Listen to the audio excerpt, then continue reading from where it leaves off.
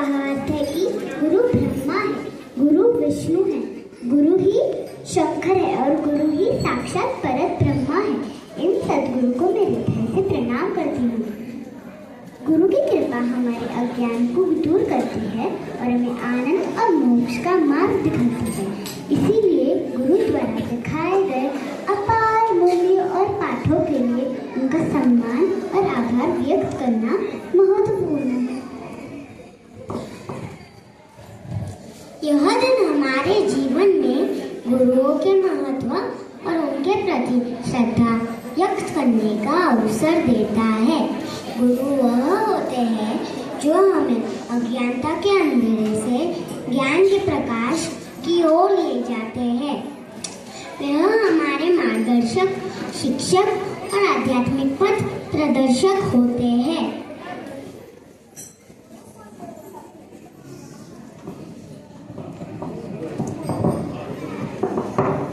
गुरु पूर्णिमा का यह पावन पर्व हमें अपने गुरुओं के प्रति कृतज्ञता व्यक्त करने का और उनके आशीर्वाद प्राप्त करने का सुअवसर प्रदान करता है। इस दिन महर्षि वेदव्यास जी की जयंती भी है। उनको आदि गुरु भी कहा जाता है। उन्होंने सारे वेदों का विभाजन किया और पुराणे एवं महाभारत जैसे महाकाव्यों की रचना की। इसीलिए इस दिन को व्यास पूर्णिमा भी कहा जाता है। इस पावन अवसर पर हम जानते हैं कि गुरु पूर्णिमा की कहानी क्या कहती है, परंतु एक पौराणिक कथा के द्वारा हम आपको गुरु का महत्व बताने का प्रयास कर रहे हैं। एक समय की बात है, महर्षि अगस्त जी के शिष्य सुदर्शन गुरु आश्रम में रहकर अध्ययन करते थे। विद्या अध्ययन समाप्त होने पर एक दिन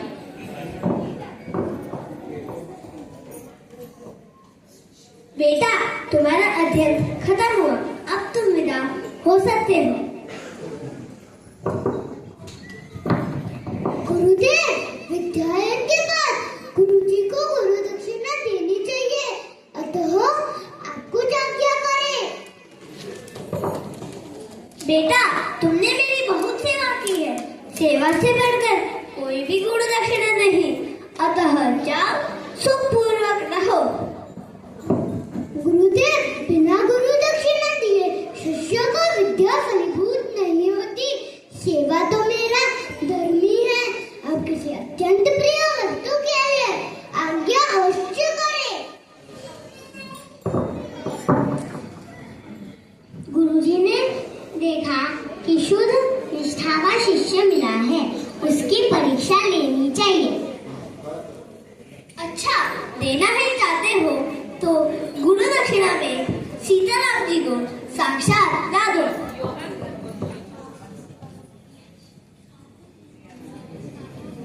सुदर्शन गुरु जी के चरणों में प्रणाम करके जंगल की ओर चल दिया। जंगल में जाकर घोर तपस्या करने लगा।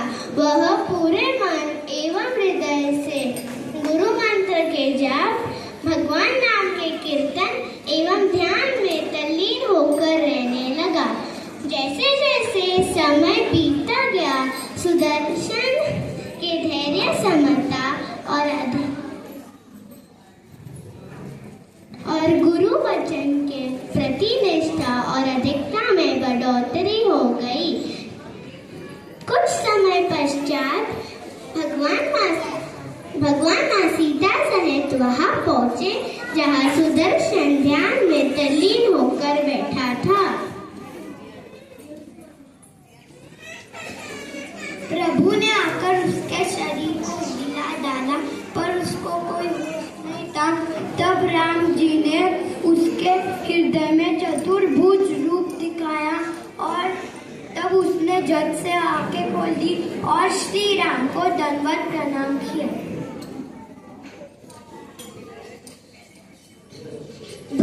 भगवान श्री रामचंद्र जी ने अविरल भक्ति का वरदान दिया। सुदर्शन गुरु जी को गुरु दक्षिणा देने हेतु सीताराम जी को लेकर गुरु आश्रम की ओर निकल पड़े। महर्षि अगस्त्य के आश्रम में जाकर श्री राम जी एवं सीता माता उनकी आज्ञा की प्रतीक्षा में बाहर जाकर खड़े हो गए, परंतु सुदर्शन अंदर जाकर गुरु चरणों में साष्टांग दंडवत करके सरल विनम्र भाव से कहा कि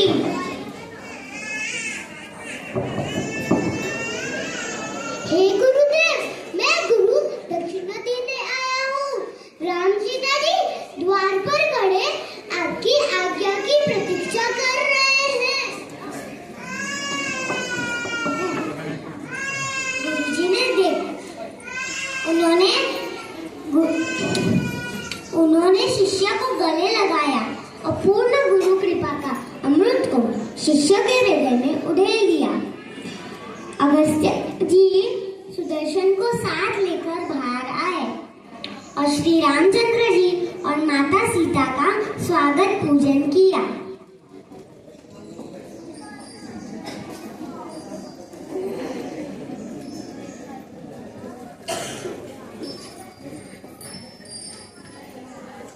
धन्य है सुदर्शन जी जिन्होंने गुरु आज्ञा पालन में तत्पर होकर गुरु दक्षिणा में भगवान को ही लाकर अपने गुरु के द्वार पर खड़ा कर दिया। जो दृढ़ता और ईमानदारी से गुरु आज्ञा पालन करते हैं उसके लिए प्रकृति भी अनुकूल बन जाती है और भगवान भी उसके संकल्प को पूरा करने में सहयोगी बन जाते हैं। तन्ने ऐसे शिष्य जो धैर्य एवं गुरु निष्ठा का परिचय देते हैं।